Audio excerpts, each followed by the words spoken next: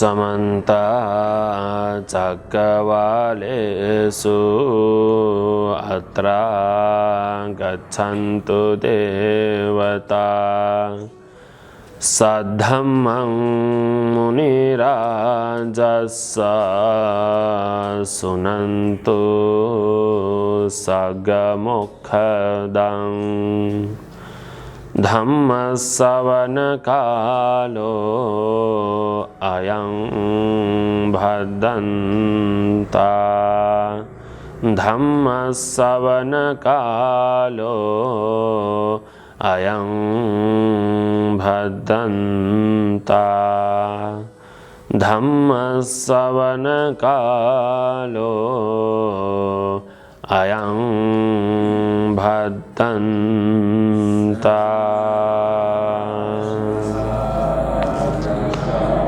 नमो तस्सा भगवतो अरहतो सम्मा सम्बुद्धस्सा नमो तस्सा भगवतो अरहतो सम्मा सम्बुद्धस्सा नमो तस्सा भगवतो अरहतो सम्मा सम्बुद्धस्सा यं जीवितं न तपति मरणन्ते न शोचति स वेदिष्ठपदो धीरो शोकमध्ये न शोचति उच्छिन्न भवतन्हस्य सन्तचित्तस्य भिक्खुनो विक्षीणो जाति संसारो नाथि तस्य पुनः भवति। श्री शाक्य सिंह बिहार थैना ललितपुरमा पाल्नुभएका सबै उपासक उपासिकाहरू तथा प्रज्ञा दर्पण युट्युब च्यानल मार्फत यस उपदेशलाई हेरिरहनुभएका तपाईहरू सबै दर्शक महानुभावहरू सदा झैं आज पनि श्री शाक्य सिंह बिहारमा उदानपाली भन्ने ग्रन्थद्वारा धर्मदेशना गर्न गइरहेको छु। आज धर्मदेशना उदानपाली ग्रन्थको चौथो वर्ग मेघीय वर्गको 9 नम्बरको सूत्र उपसेन सूत्र भन्ने सूत्रद्वारा धर्मदेशना गर्न गइरहेको छु। भर्खरै मैले वाचन गरेको जुन गाथा थियो त्यो गाथा यही उपसेन भन्ने सूत्रको गाथा थियो भने भगवान बुद्धले वाचन गर्नु भएको उदान गाथा थियो। सबैभन्दा पहिला यो उदान गाथाको सरल अर्थ हामी हेरौं। अर्थ रहेको छ, जसले बाँचेर रहँदा पनि अनुताप गर्दैन, मृत्यु आउँदा पनि जसलाई डर हुँदैन, ज्ञान प्राप्त त्यो धीरले शोकाकुल संसारमा शोक गर्दैन, जसको भवतृष्णा मेटिसक्यो, जुन भिक्षुको चित्त शान्त भइसक्यो, त्यसको संसारमा जन्मनु रोकिन्छ, त्यसको पुनर्जन्म हुँदैन भन्ने ग्रन्थमा उल्लेखित अनुसार तपाईहरूलाई यो अर्थ भनिएको हो भने यो अर्थ सहितको यो उदान गाथा भगवान बुद्धले भन्नुभएको उपसेन भन्ने भिक्षुको लागि भन्नुभएको गाथा थियो। भगवान बुद्ध राजगृहमा कलन्दक निवाप भन्ने बिहारमा बसिरहनु भएको अवस्थामा भएको घटना हो यो। भगवान बुद्ध यसरी कलन्दक निवाप भन्ने ठाउँमा बास गरिरहनु भएको अवस्थामा उपसेन भन्ने भिक्षु जो कि वंगत पुत्र उपसेन भनेर भनिन्छ, वंगतको छोरा भएको कारणले गर्दाखेरि वंगत पुत्र उपसेन भनेर भनिएको हो। यो उपसेन भन्ने भिक्षु सारिपुत्र भन्तेको कान्छो भाइ थियो। उपसेन भन्ने भिक्षु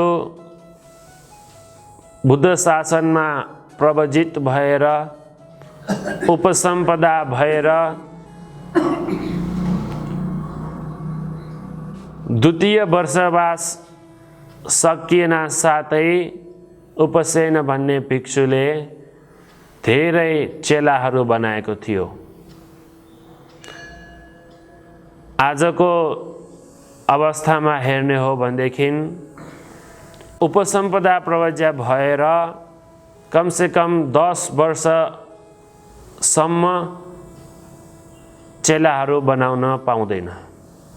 तर भगवान बुद्धको समयमा जुन यो उपसेन भिक्षुले चेलाहरू बनाएको थियो तबसम्म यो नियम भगवान बुद्धले बनाउनु भएको थिएन। त्यसैले उपसेन भिक्षुले उपसम्पदा भएर 2 वर्षवास मात्र पुरा हुन साथै उहाँले आफ्नो चेलाहरू धेरै बनायो। धेरै चेलाहरू बनाएर भगवान बुद्ध बसिरहनु भएको वास गरिरहनु भएको जुन यो कलन्दक निवाप भन्ने ठाउँ थियो त्यो ठाउँमा आइपुग्यो आफ्नो चेलाहरू सहित।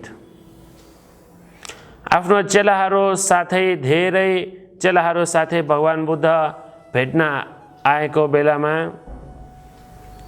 कसैले पनि निर्वाण ज्ञान प्राप्त गरेको थिएन। न त उपसेन भन्तेले निर्वाण ज्ञान प्राप्त गरिसकेको थियो, न त उहाँको चेलाहरूले नै निर्वाण ज्ञान प्राप्त गरेको थियो। त्यसैले पृथकजन नै थिए ती सबैजना। पृथकजनको स्वभाव नै रहन्छ कि मन चलचल हुनु, चकचक हुनु पृथकजनहरूको एउटा स्वभाव नै रहन्छ, जुन कि भगवान बुद्धलाई त्यति मन पर्ने थिएन। त्यसैले भगवान बुद्ध भेट्न आएको अवस्थामा उपसेन भिक्षु सहित उहाँको चेलाहरू आएको बेलामा धेरै हल्लाखल्ला मचियो। धेरै हल्ला भएको कारणले गर्दाखेरि नै भगवान बुद्धले उपसेन भन्तेलाई बोलाएर उपसेन भन्तेलाई गाली गर्यो अरे। भगवान बुद्धले गाली गर्ने मोघ पुरुष भनेर गाली गर्छ। पाली भाषामा मोघ पुरुष भनेर भन्नुहुन्छ। मोघ पुरुष भनेको हे मूर्ख पुरुष भनेर भनेको है। भगवान बुद्धले यो किन भन्नुभयो त भन्दाखेरि हे मोघ पुरुष, तिमी आफै पनि अहिलेसम्म निर्वाण ज्ञान प्राप्त गरेको छैन। यति धेरै परिवारहरूसँग तिमी म भेट्न आउने, यति धेरै हल्ला मचाउने भन्दै उपसेन भिक्षुलाई धेरै निन्दा गरेर गर्हा गर्यो भनेर ग्रन्थमा उल्लेख हुन्छ। भगवान बुद्धलाई मन पर्दैन जो कि यसरी हल्ला मचाउने भिक्षुहरू, हल्ला मचाउने गृहस्थी नै भए पनि मन पर्दैन। जब निर्वाण ज्ञान प्राप्त गर्छ भगवान बुद्धलाई, तब मात्र आफ्नो श्रावक हो भनेर गर्वका साथ भन्न मन पराउनुहुन्छ। यसरी उपसेन भिक्षुले भगवान बुद्धबाट गर्हित भई, निन्दित भई बस्नु परेको बेलामा उपसेन भन्ते आफ्नो मनमा लियो, मलाई भगवान बुद्धले गाली गर्नुभयो, निन्दा गर्नुभयो, गर्हा गर्नुभयो, यो सबै किन त भन्दाखेरि मैले अहिलेसम्म निर्वाण ज्ञान प्राप्त नगरेको कारणले। मैले निर्वाण ज्ञान नै प्राप्त नगरिकन 2 वर्ष उपसम्पदा भएर 2 वर्षावास मात्र पुरा भएर नै मैले यति धेरै मेरो परिवारहरू, मेरो चेलाहरू बनाएँ। मैले न आफू नै निर्वाण ज्ञान प्राप्त गरेँ, न त मेरो चेलाहरूलाई नै यो निर्वाण ज्ञान प्राप्त गराउनेमा उत्साहित प्रेरित बनाएँ भनेर आफै लज्जित भएर, आफै निन्दित भएर त्यो ठाउँबाट गएर सकेसम्म अब म निर्वाण ज्ञान प्राप्त गर्नलाई उत्साहित हुन्छु, प्रेरित हुन्छु भनेर आफू पनि निर्वाण ज्ञान प्राप्त गर्नको लागि ध्यान बस्नुभयो भने आफ्नो चेलाहरूलाई पनि ल चाँडै सकेसम्म चाँडै ध्यान बस, ध्यान भावना गर, आफ्नो चित्तलाई एकाग्र गर, अनित्य दुःख अनात्म भन्ने यथार्थ धर्म हो, यस यथार्थ धर्मलाई चाँडै भन्दा चाँडै अवबोध गर भनेर उपसेन भिक्षु सहित उहाँका सबै चेलाहरूलाई पनि उपदेश दिएर आफू पनि ध्यान बसे, आफ्नो चेलाहरूलाई पनि ध्यान बस्न लगायो। यसरी ध्यान बसेर छोटो समयमा नै, अब ग्रन्थहरूमा उल्लेख हुन्छ यस्तो छोटो समयमा भनेर, तर यो छोटो समय भनेको 1-2 दिन पनि हुन सक्छ, वर्षौं पनि हुन सक्छ। ग्रन्थमा त उल्लेख हुन्छ, कहानी लेख्दाखेरि चाँडो भन्दा चाँडो उहाँहरूले चाहिँ निर्वाण ज्ञान प्राप्त गर्नुभयो भनेर चाहिँ लेख्नुहुन्छ, तर वास्तविकतामा त्यो चाँडै भनेको 1-2 वर्ष पनि हुन सक्छ। यसरी उपसेन सहित उहाँका चेलाहरू सबैले धेरै उत्साहित भएर, धेरै धैर्य राखेर विपश्यना ध्यान बसेर निर्वाण ज्ञान प्राप्त गर्नुभयो। निर्वाण ज्ञान प्राप्त गरेर पहिला जस्तै भगवान बुद्ध जुन ठाउँमा बस्नुभएको थियो, कलन्दक निवाप भन्ने ठाउँमा, त्यही आउनुभयो सबैजना।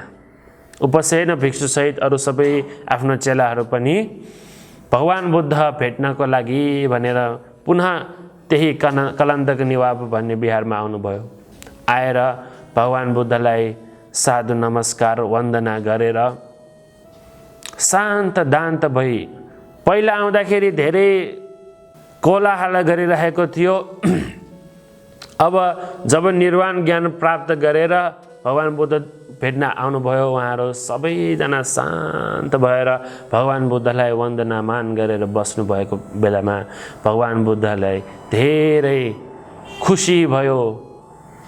ओहो, मेरो चेला उपसेन धेरै ज्ञानी भएछ, अब त निर्वाण ज्ञान प्राप्त गरेर आएछ भनेर धेरै खुसी भएर भगवान बुद्धले उपसेनलाई एउटा अग्र श्रावकको दर्जा दियो। के हो त है भन्दाखेरि एतदग्गं भिक्खवे मम सावकानं भिक्खूनं समन्त पासादिकानं यदिदं उपसेनो वंगत पुत्तो रे। समन्त पासादिकानं रे, सबै प्रकारले खुसी दिन सक्ने भिक्षुहरू मध्ये सबभन्दा अग्रस्थानमा म राख्दछु यो उपसेन, जुन कि वंगत पुत्र उपसेन हो। यो भिक्षुलाई म यो ठाउँमा अग्रको स्थानमा राख्दछु भनेर वंगत पुत्र उपसेन भिक्षुलाई सबै प्रकारबाट, सबै प्रकारले सुख दिन सक्ने भिक्षु भन्ने अग्र स्थानमा राख्नुभयो। यसरी आफ्नो चेलाहरूलाई पनि आफू पनि निर्वाण ज्ञान प्राप्त गरेर आउनुभएको कारणले गर्दाखेरि भगवान बुद्ध धेरै खुसी हुनुभएकोले सबै प्रकारले चाहिँ नि सुख दिन सक्ने भिक्षु भनेर चाहिँ भन्नुभएको थियो।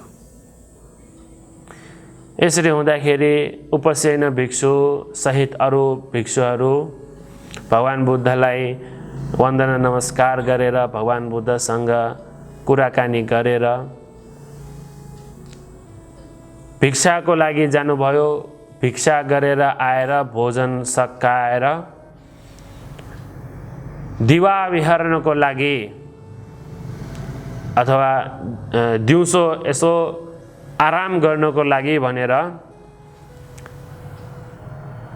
एकान्तमा बस्नुभयो उपसेन भिक्षु। एकान्तमा बसिरहनु भएको बेलामा उपसेन भिक्षुलाई नाना प्रकारको चेतनाहरू आयो। कस्तो चेतनाहरू आयो त भन्दाखेरि म पहिला निर्वाण ज्ञान प्राप्त गरेको थिएन, अब आएर मैले निर्वाण ज्ञान प्राप्त गरेँ। मैले यो निर्वाण ज्ञान प्राप्त गरेको कसको कारण हो त? भगवान बुद्धको कारण। भगवान बुद्धले देशना गर्नुभएको धर्मको कारण म यो निर्वाण ज्ञान प्राप्त गर्न सकेँ भने मलाई अहिले जुन यो सुख सोमनस आनन्द फिल भइरहेको छ, यो आनन्द भन्दा कति उच्चको, कति अधिकको आनन्द भगवान बुद्धलाई भइरहेको होला। मेरो शास्ता, भगवान शास्ता, मेरो गुरु भगवान बुद्ध कति आनन्द हुनुहुन्छ होला, कति सुखद हुनुहुन्छ होला भन्दै भगवान बुद्धको गुणहरू स्मरण गर्न थाले। हामी बुद्ध पूजा गर्दाखेरि भगवान बुद्धको कतिवटा गुणहरू स्मरण गर्छौं? 9 गुण है, 9वटा गुणहरू स्मरण गर्छौं। अरहं सम्मा सम्बुद्धो विद्याचरण सम्पन्नो सुगतो लोकविदु अनुत्तरो पुरुषोत्तम सारथी सत्ता देव मनुष्यानं बुद्धो र भगवा भनेर यी 9वटा गुणहरू हामी स्मरण गर्दै वाचन गर्दै भगवान बुद्धलाई वन्दना गर्छौं। यस्तै गरी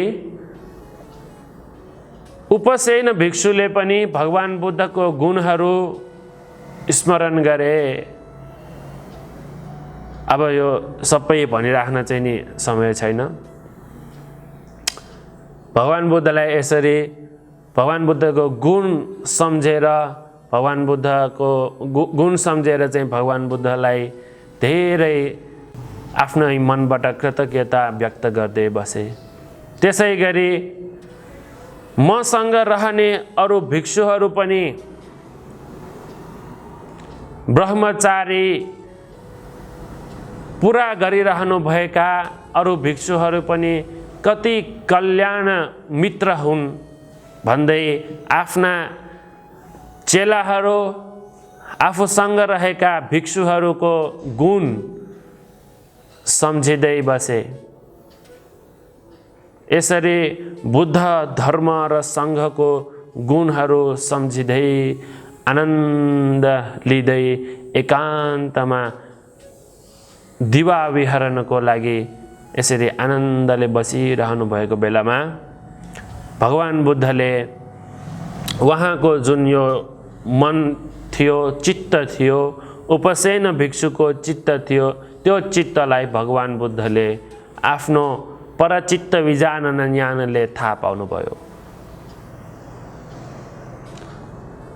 भगवान बुद्ध कलन्दक निवाप भन्ने बिहारमा वास गरिरहनु भएको बेलामा नै उपसेन भिक्षु दिउँसोको भोजन सकिएपछि भोजनको पश्चात दिवाविहरणको लागि भनेर एक ठाउँमा आनन्दले एकान्त भई बसिरहनु भएको बेलामा उपसेन भिक्षुको मनमा जागेको यस्तो सुखदको आनन्दको वेदनाहरू भगवान बुद्धले आफ्नो परचित्त विजानन ज्ञानले बुझ्नु भई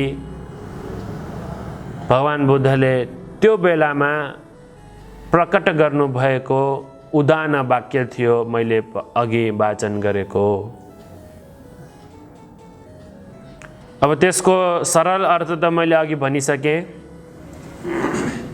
अब यसमा हामी अलिकति भित्रिएर यसको अर्थ, यो उदानको अर्थ बुझौँ। यो उदानको अर्थ बुझ्यो भने भगवान बुद्धले त्यो समयमा उपसेन भिक्षुको लागि भनेर, उपसेन भिक्षुको कारण यो गाथा किन यसरी प्रकट गर्नुभएको त भनेर हामीले राम्ररी बुझ्न सक्छौँ जब हामीले यो गाथाको अर्थलाई हामीले राम्ररी बुझ्न सक्छौँ। त्यसैले यङ जीवितं न तपति, जो व्यक्ति आफ्नो जिन्दगी बिताउँदाखेरि सन्ताप गर्दैन रे। सन्ताप गर्दैन भन्नाले आफूले जिन्दगी बिताउँदाखेरि सन्ताप नगर्ने भनेको अर्थ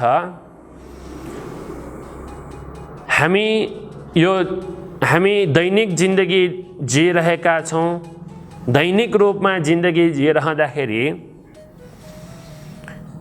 बिहानदेखि बेलुकासम्म जब उठेको बेलादेखि राति सुत्ने बेलासम्म हामी त जागृत नै रहन्छौँ। जागृत रहँदाखेरि हामीले गर्ने क्रियाहरू कस्तो क्रियाहरू हो त है? कुशल क्रियाहरू हो कि अकुशल क्रियाहरू हो, अथवा पापी क्रियाहरू हो कि पुण्य क्रियाहरू हो? जो व्यक्ति दैनिक रूपमा हामीले कार्य गरिरहँदाखेरि जो व्यक्तिले पाप गर्छन्, जो व्यक्तिले अकुशल गर्छ, त्यो व्यक्ति जहिले पनि डराउँदै बस्छ। किन त भन्दाखेरि आफूले थाहा छ मेरो यो जिन्दगी मैले पापी जिन्दगी बिताउँदैछु, अकुशल मात्र गरेर यो जिन्दगी बिताउँदैछु भनेर उसले थाहा छ। त्यसैले सन्ताप हुन्छ। जो व्यक्ति कुशल मात्रै गर्छ, जो व्यक्तिले पुण्य मात्रै गर्छ, धेरै पुण्य कमाउँछ, त्यो व्यक्ति सन्ताप हुने जरुरी छैन। अब यहाँ उपसेन भन्ने भिक्षु पहिला भगवान बुद्ध भेट्न आउँदाखेरि निर्वाण ज्ञान प्राप्त गरेको थिएन। त्यति बेलासम्म अरू भिक्षुहरूसँग हल्ला मचाउँदै भगवान बुद्धलाई भेट्न आएको थियो। तर पछि निर्वाण ज्ञान प्राप्त गरिसकेपछि, कुशल कर्म बढाइसकेपछि अब उपसेन भिक्षुलाई यसरी सन्ताप हुने अवस्था छैन, सन्ताप हुन जरुरी छैन है। त्यसै गरी मरणन्ते न सोचति, मरण हुने अवस्थामा न सोचति, शोक हुँदैन अरे है।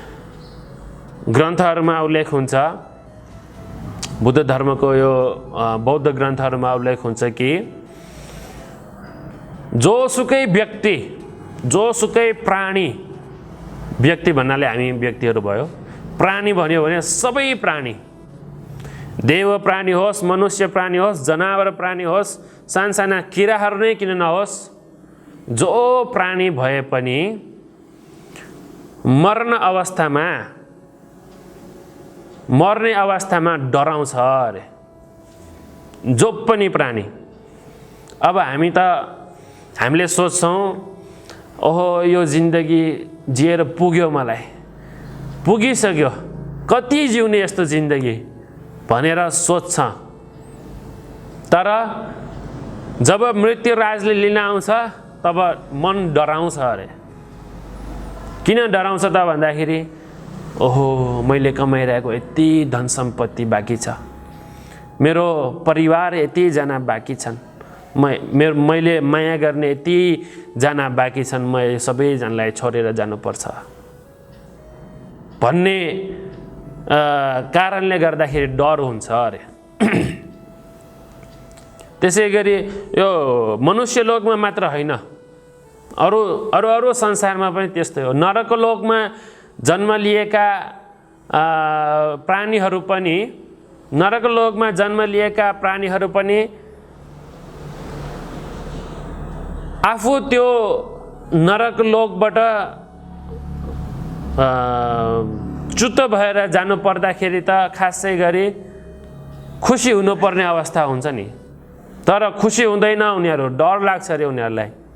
किन त भन्दाखेरि अब म यो नरकमा बसिरहेको छु, अब यहाँबाट च्युत हुने अवस्थामा म कहाँ जानु पर्ला भनेर थाहा हुँदैन अरे।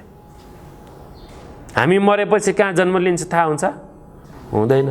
त्यसै गरी नरकमा पतन भएका यो प्राणीहरूलाई पनि अब म यहाँबाट कहाँ जन्म लिन्छ भनेर थाहा हुँदैन। योभन्दा नराम्रो ठाउँमा जन्म लिन्छ कि भन्ने उनीहरूलाई डर हुन्छ अरे। त्यसैले सबै प्राणीहरूलाई मर्नासन्नको अवस्थामा शोक हुन्छ अरे। तर मर्नासन्न अवस्थामा पनि शोक हुँदैन अरे। कसलाई? निर्वाण ज्ञान प्राप्त गरेको व्यक्तिलाई। त्यसपछि सबै दिट्ठ पदो धीरो रे भनेको ज्ञान प्राप्त त्यो धीरले सबै दिट्ठ पदो धीरो शोक मध्य न सोचती रे। दिट्ठ पदो पदवीलाई देखिसकेको रे। कुन पदवीलाई त? अमृत पद निर्वाण पदवीलाई देखिसकेको त्यो धीरो भनेको पण्डित है। त्यो पण्डितले त्यो धीरले अथवा यहाँनिर चाहिँ त्यो धीरो भनेर भनिन्छ, यहाँनिर हामी भिक्षु भन्न पनि मिल्छ है। त्यो पण्डितले शोक मध्य न सोचती रे। शोक भइरहने यो समाजमा जहिले पनि शोक भइरहन्छ। हाम्रो यो प्राणीहरू, हामी व्यक्तिहरू, हामी पुद्गलहरू सबैजना हाम्रो मनमा शोक हुन्छ कि हुँदैन? हाम्रो मनमा शोक छ कि छैन? जहिले पनि छ। प्रथजन हाम्रो मनमा जहिले पनि शोक भइरहेको हुन्छ। यो शोक भइरहेका व्यक्तिहरू मध्ये जो त्यो निर्वाण ज्ञान प्राप्त गरिसकेको पण्डित छ, त्यो पण्डित फेरि शोक गर्दैन रे।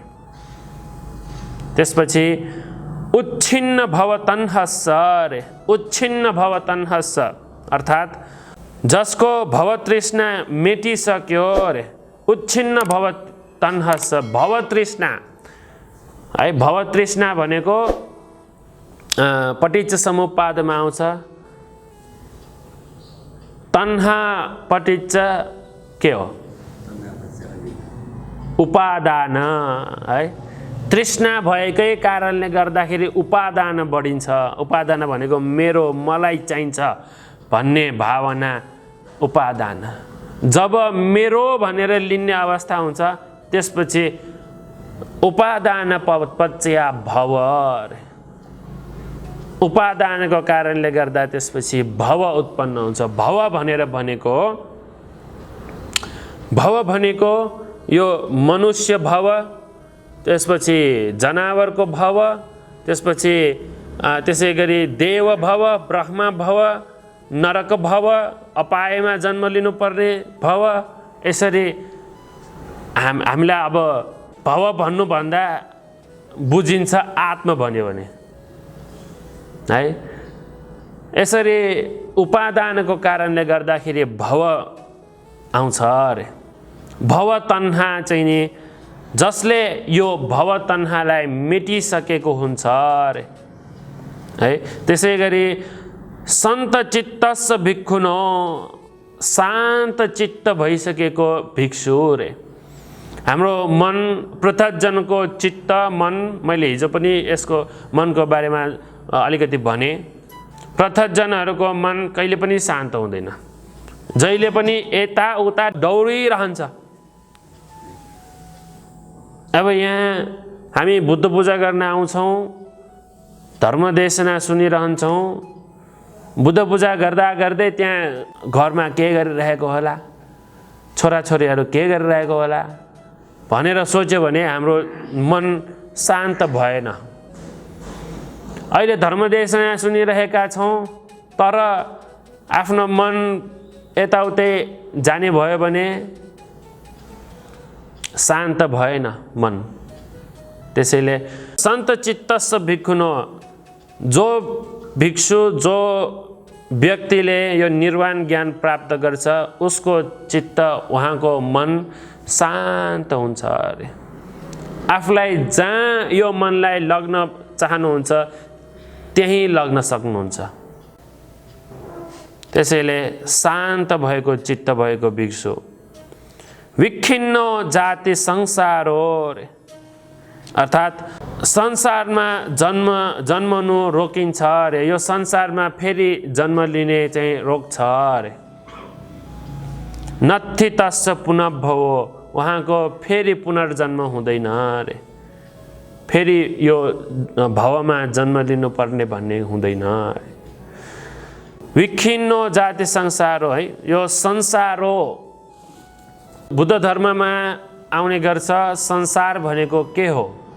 हामी त अब संसार भनेको के बुझ्छौँ? यो घर, जग्गा, जमिन, त्यसपछि यो रुख, पानी, समुद्र, यो गङ्गा नदी, सबै यसलाई संसार भन्ने सोच होइन? हो कि होइन? यो बाहिरी संसार, यसलाई संसार भन्छ। यो लोकलाई नै संसार भन्छौँ। तर बुद्ध धर्ममा भगवान बुद्धले के भन्नुहुन्छ? संसार भनेको बाहिर यस्तो संसारलाई संसार होइन, त्योभन्दा बुझ्नुपर्ने संसार छ रे। के हो?